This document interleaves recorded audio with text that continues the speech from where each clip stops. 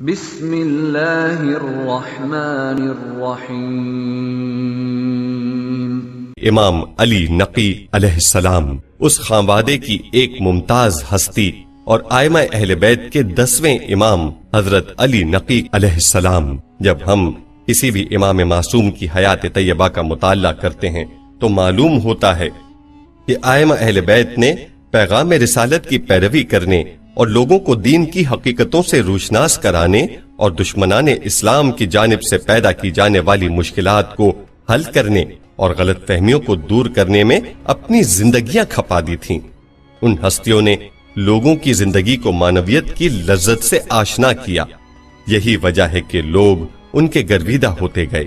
وہ ان پر اعتماد کرتے اور ان کے ساتھ عقیدت رکھتے تھے، حتیٰ کہ ان کی امامت کا عقیدہ نہ رکھنے والے بھی ان کا تہ دل سے احترام کرتے تھے۔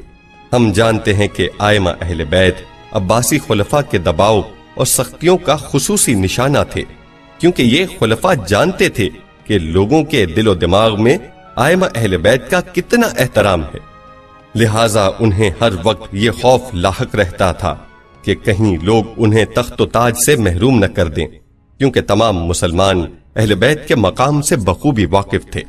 ہم امام علی نقی کی سیرت میں پڑھتے ہیں کہ عباسی خلیفہ متوکل نے کئی بار آپ سے بدسلوکی کی۔ ایک مرتبہ اس نے اپنے سپاہیوں کو دیوار پھاند کر آپ کے گھر میں داخل ہونے اور گھر کی تلاشی لینے کا حکم دیا، کیونکہ اسے اطلاع ملی تھی کہ امام اپنے گھر میں اسلحہ جمع کر رہے ہیں۔ مگر جب اس کے سپاہی گھر میں داخل ہوئے تو انہوں نے دیکھا کہ امام علی نقی جائے نماز پر تلاوت قرآن کر رہے ہیں۔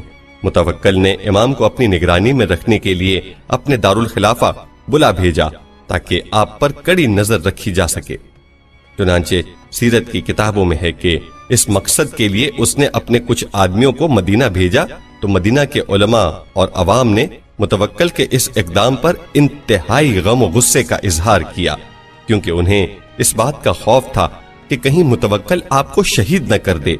متوکل کے کارندوں نے عوامی غم و غصہ دیکھا تو مدینہ والوں کو یقین دلایا کہ ایسا کچھ نہیں ہوگا۔ لوگوں کے ساتھ آپ کا رویہ۔ ہم ائمہ اہل بیت علیہ السلام کی امامت کے قائل ہیں اور ان کی ولایت پر ایمان رکھتے ہیں، کیونکہ یہ حضرات رسول خدا کے اوصیاء ہیں اور شرعاً امامت کی قیادت اور رہبری کا حق صرف انہی کو حاصل ہے۔ ائمہ طاہرین لوگوں کے درمیان خداوند عالم کے امین اور حجت ہیں۔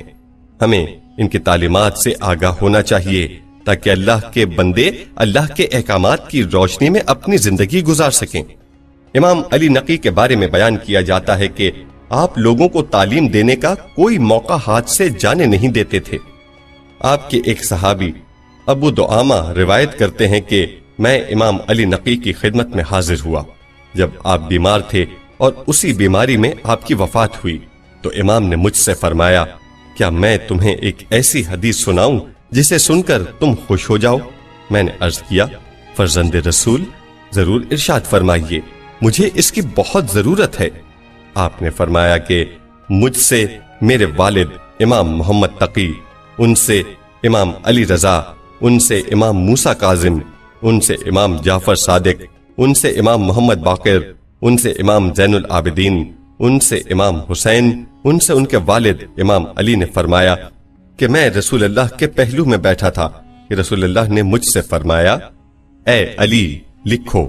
میں نے پوچھا، یا رسول اللہ کیا لکھوں؟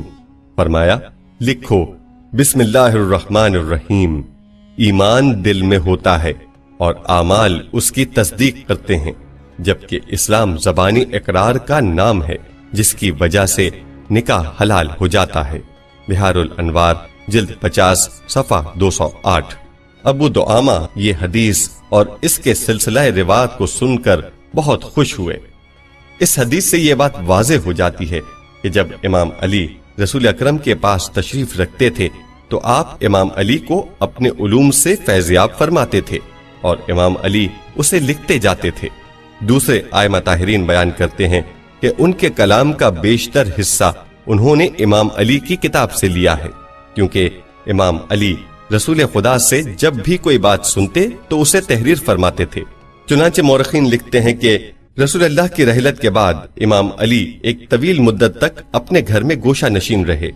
اس دوران آپ رسول اللہ سے سیکھے ہوئے اسرار قرآن کی روشنی میں تفسیر قرآن لکھنے میں مصروف رہے اور قرآن سے مسائل کا استخراج کرتے رہے، جیسا کہ امیر المومنین امام علی فرماتے ہیں، رسول اللہ نے مجھے علم کے 1000 ابواب سکھائے اور میرے لیے ان میں سے ہر ایک باب سے مزید 1000 ابواب کھل گئے۔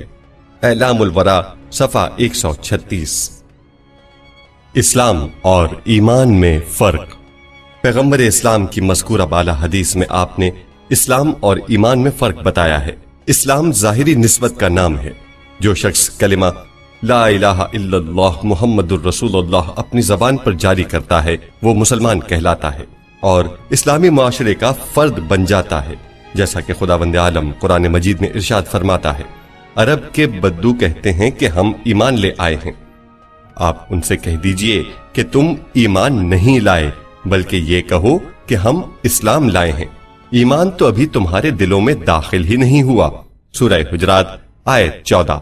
ایمان تو دل میں جاگزیں ہوتا ہے، یعنی جس طرح عقیدے کے اعتبار سے مسلمان ہوئے ہو اس طرح عمل کے اعتبار سے ابھی مسلمان نہیں ہوئے۔ ایمان انسان کے عقائد اور ان کے عملی اظہار سے عبارت ہے۔ اس بنیاد پر یہ بات کافی نہیں کہ آپ فقط قلبی اور عقلی طور پر اسلامی عقائد سے وابستہ ہوں، بلکہ لازم ہے کہ آپ کا عمل بھی آپ کے ایمان کی اس طرح تصدیق کرے کہ دلی ایمان کا زبانی اظہار عمل کے ذریعے ہو، یعنی جیسے عقیدے کے لحاظ سے مسلمان ہیں اس طرح عمل کے لحاظ سے بھی مسلمان بنے۔ غلو کے خلاف سخت موقف۔ امام علی نقی کے دور میں بعض شیعہ ائمہ اہل بیت کے بارے میں غلو کا شکار ہو گئے تھے۔ اس زمانے میں علی بن حسکہ نامی ایک شخص شیعوں کے قریب رہا کرتا تھا، ان سے بات چیت کرتا رہتا تھا۔ وہ یہ بخوبی جانتا تھا کہ شیعہ اہل بیت اطہار اور امام علی نقی سے